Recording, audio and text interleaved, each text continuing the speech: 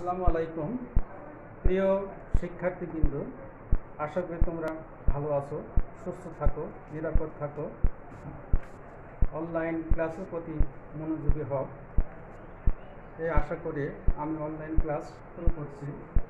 Online class দ্বাদশ শ্রেণীর শিক্ষাবর্ষ 2019-20 হিসাব বিজ্ঞান দ্বিতীয় পত্র অধ্যায় দ্বিতীয় অংশীদারি ব্যবসার হিসাব, অ্যাকাউন্টিং ফর পার্টনারশিপ বিজনেস। আমরা গতদিন এই অধ্যায়ে ক্লাস নিয়েছিলাম, তারই ধারাবাহিকভাবে আমরা আজকে আরেকটা ক্লাস নিব। সেটা হচ্ছে অংশীদারি অঙ্ক বিভিন্ন নিয়মের আছে। তো আমরা আজকে যে নিয়মটা অঙ্ক শেখাবো সেটা হচ্ছে প্রত্যাভূতি বা মুনাফার নিশ্চয়তা কি, গ্রান্টেড ফর প্রফিট। এটার ক্ষেত্রে আমরা জানি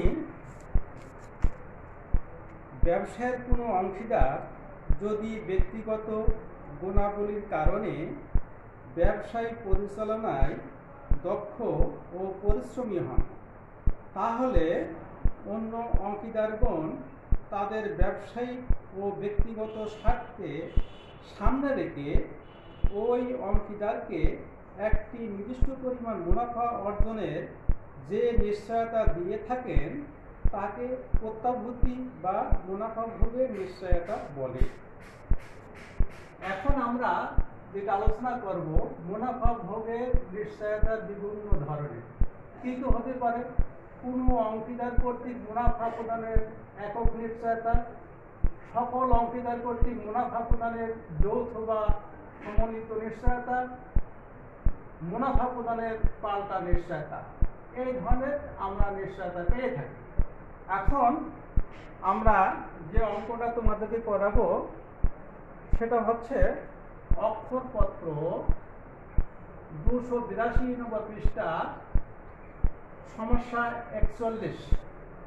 এখানে একটা অংশীদারি অঙ্ক আমরা শুরু করতে যাচ্ছি। এটা হচ্ছে আমিন, আব্দুল্লাহ ও আহাদ রূপসী বাংলা গার্মেন্টসের এর 3 জন অংশীদার।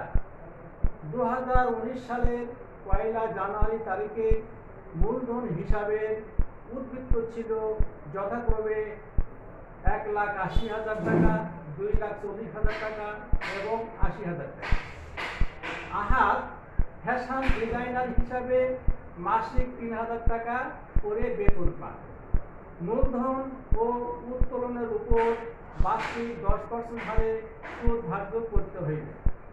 মুনাফার প্রত্যাশায় অংশীদারগণ 30 জুন হতে প্রতি 3 মাস অন্তর অন্তর 3,000 টাকা করে উত্তোলন করেছেন। তাছাড়া আহাদ ব্যবসায় হতে 600 টাকার পণ্য উত্তোলন করেছেন, যাহা যথারীত হিসাবভুক্ত হয়েছে। 1 নভেম্বর তারিখে আমি 30,000 টাকা প্রতিষ্ঠানে ঋণ হিসাবে আনেন। আব্দুল্লাহ প্রতিষ্ঠানের বিক্রয় সংক্রান্ত বিষয়সমূহ দেখার কারণে মুনাফার উপর 2.5% কমিশন পাবে। এই কমিশন অংশীদারগণের বেতন, সুদ তার নিজ কমিশন বাদ দেওয়ার পূর্ববর্তী মুনাফার উপর গণনা করা হবে।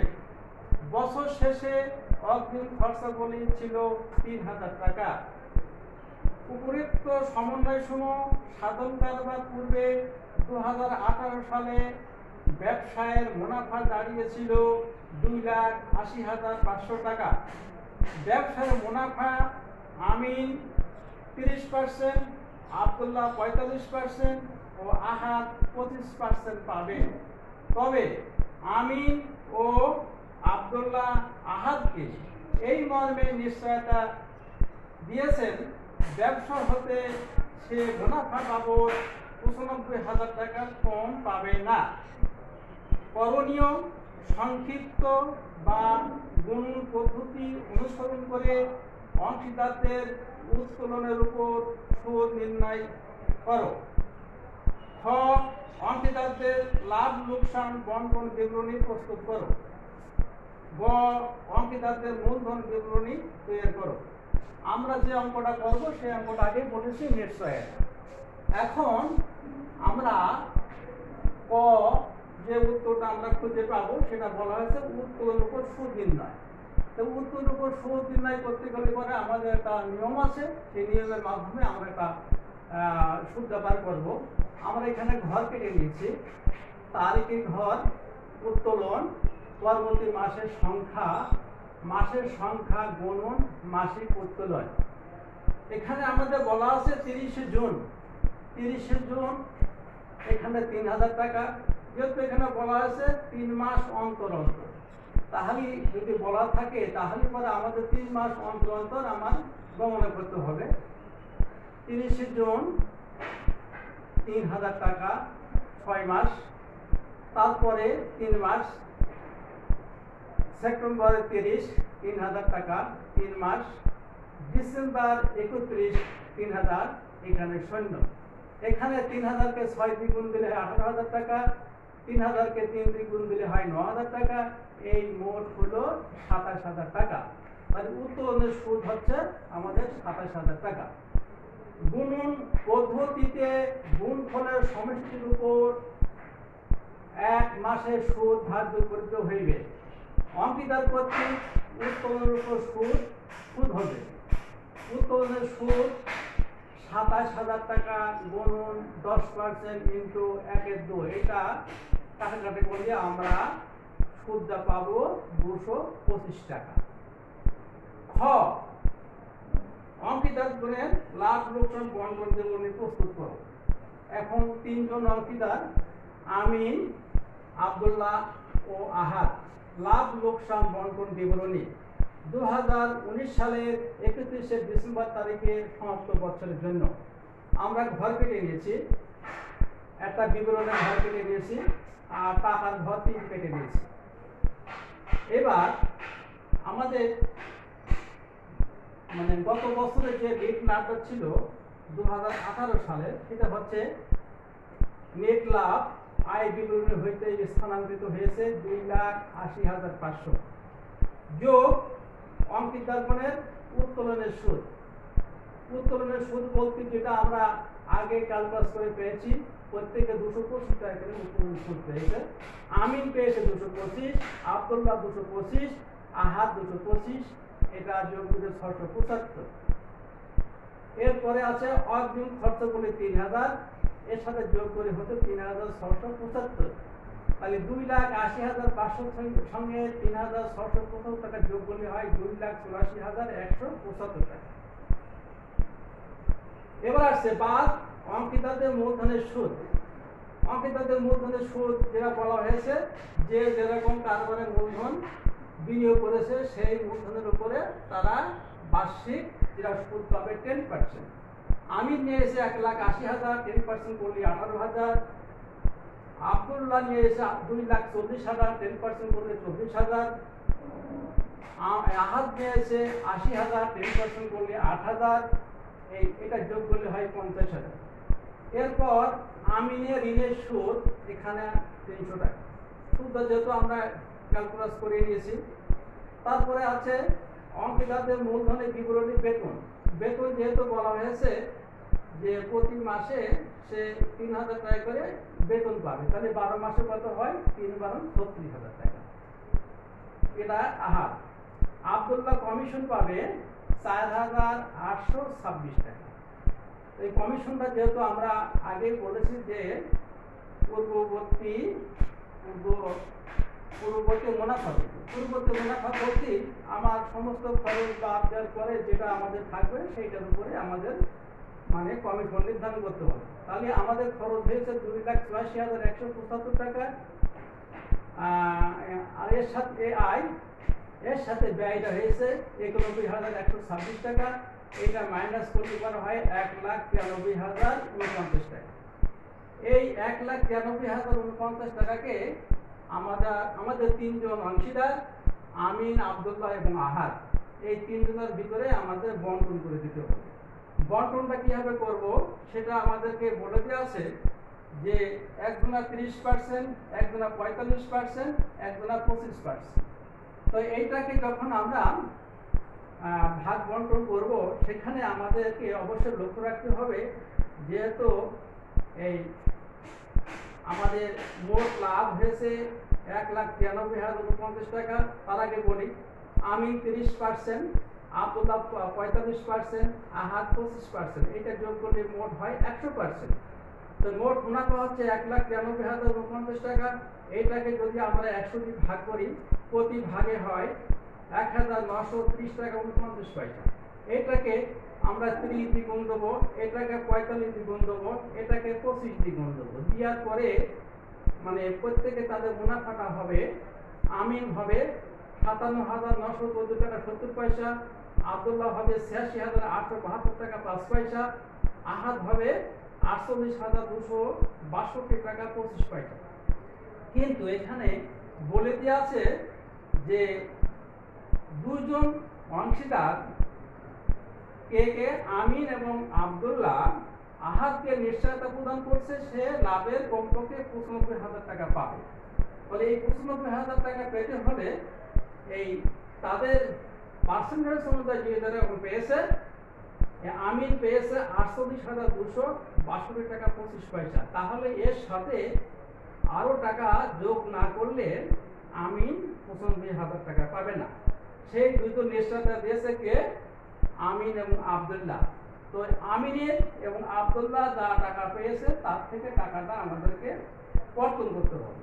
তো এখানে আমি দেখছি, এখানে দেখাই দিছি যে নিশ্চয়তা আমিন প্লাস আব্দুল্লাহ দুজন নিশ্চয়তা দেন, আহাদ কমপক্ষে পাবে 95,000 টাকা। তাহলে 95,000 টাকা থেকে সে তার অংশ মতো পেয়েছে 48,225 পয়সা। এইটা বাদ দেওয়ার পর 46,738 টাকা। এখন এই টাকাটা তার কম হয়েছে, এই কম টাকাটা কে কারা দেবে? যে দুজন আমাদেরকে নিশ্চয়তা দিয়েছে, কে কে? আমিন এবং আব্দুল্লাহ। তাহলে 46,738 টাকাকে আমাদের আমিন এবং আব্দুল্লাহ তারা কত পার্সেন্ট? একজনা 30%, একজনা 45%। এইটাকে আমরা পার্সেন্টেজ উঠাই যদি যোগ করি, যোগ করলে হয় 75। এই 46,738 টাকাকে 75 দিয়ে ভাগ দিলে পারে আমাদের প্রতি ভাগে হয় 623 টাকা। এইটাকে 30 দিয়ে গুণ দিলে পারে 18,694 টাকা। এটা আছে আমিন নিশ্চয়তা স্বরূপ টাকাটা পাবে হচ্ছে হইলো আহাদ। অনুরূপভাবে আব্দুল্লাহ হচ্ছে 623 টাকা, 23 × 45 গুণ দিলে হয় 28,043 টাকা। এটা হচ্ছে আমিন এবং আব্দুল্লাহ নিশ্চয়তা দিয়েছে। কাকে দিয়েছে? আহাদকে। খালি এই দুটা টাকা যোগ করলে পারে মোট টাকা হবে তোমার 95,000 টাকা। এখন দেখা যাক আমিন এখানে পেয়েছে 57,915 টাকা মাইনাস 18,694 টাকা। এটা বাদ দেওয়ার পর থাকছে 39,220 টাকা। আব্দুল্লাহ তার লাভের পূর্বে অংশ পেয়েছিল 86,872 টাকা, আর নিশ্চয়তা হিসাবে দিয়েছে 28,043 টাকা। এটা থাকে 58,829 টাকা। এবার আহাদ তার পূর্বের অংশ লাভ পেয়েছে 48,262 টাকা। পরে আমিন নিশ্চয়তা দিয়েছে 18,694 টাকা, আব্দুল্লাহ নিশ্চয়তা দিয়েছে 28,043 টাকা। এই তিনটে যোগ করলে হয় 95,000 টাকা। এবার আমাদের আসছে অংশীদারদের মূলধন বিবরণী। তো এখানে পরিবর্তনশীল মূলধন পদ্ধতি, এখানে আমরা সব পেয়ে নিয়েছি। তারিখ, বিবরণ, তিনজন অংশীদার আমিন, আব্দুল্লাহ এবং আহাদ। প্রারম্ভিক উদ্বৃত্ত যে তিনজন পার্টনারদের দ্বারা মূলধন কারবারে নিয়ে এসছে। আমিন নিয়ে এসে 1,80,000, আব্দুল্লাহ নিয়ে এসে 2,40,000, আহাদ নিয়ে এসে 80,000 টাকা। এবার আসছে মূলধনের সুদ। আমরা পূর্বে হিসাব করে নিয়েছে, আমিন 18,000, আব্দুল্লাহ 24,000, আহাদ 8,000।